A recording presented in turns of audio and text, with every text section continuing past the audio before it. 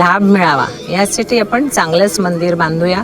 आणि आता जे उभं राहिलेलं आहे ते तुम्ही पाहिलेलं आहे, दर्शन केले तुम्ही, मूर्तीही पाहिली, जगावेगळी मूर्ती आहे.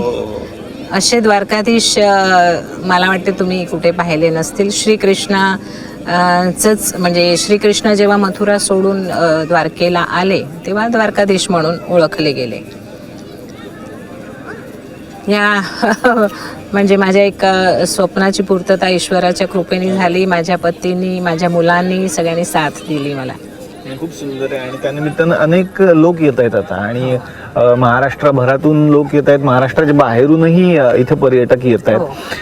पण मला हेच विचारायचं आहे, तुम्ही माजी महापौर पण आहात वसई विरारच्या, की बाकी सगळं काम चालू असताना तुमच्या सगळ्या बिझी शेड्यूलमधून मला असं वाटतं की पूजेत रमणं हे अनेकांना आवडतं, आणि अध्यात्म आणि अध्यात्माचा एक बेस असणं फार गरजेचं असतं. तर बऱ्याच वेळेला तुमच्याबद्दल जेव्हा मी चर्चा ऐकतो तेव्हा मला ते ऐकायला मिळतं की तुम्ही खूप श्रद्धाळू आहात, आणि तुम्हाला पूजा अर्चा सगळं आवडतं खूप. पूजा अर्चा आणि हे धर्म जे काही आहे ते लहानपणापासून माहेरी घरामध्ये पाहिलेलं आहे. घरातील सगळी मंडळी, माझे आई व आजी वगैरे पूजा करायचे, आणि एक उत्सुकता की म्हणजे हे आपण पण करायला पाहिजे, हे केल्याने काय होतं. तर तेव्हा मग कधीतरी हातामध्ये जपमाळ घेऊन जप करायला बसणं.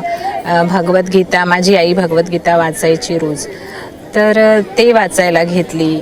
तेव्हा हळूहळू त्याच्यामध्ये माझा रस असा वाढत गेला, आणि एक मानसिक शांती पण. मला असं वाटते की कुठल्याही क्षेत्रात तुम्ही असाल, जे काही कामाचा स्ट्रेस असतो तो घालवण्यासाठी एक शांतपणे म्हणजे ईश्वरासमोर ध्यानस्थ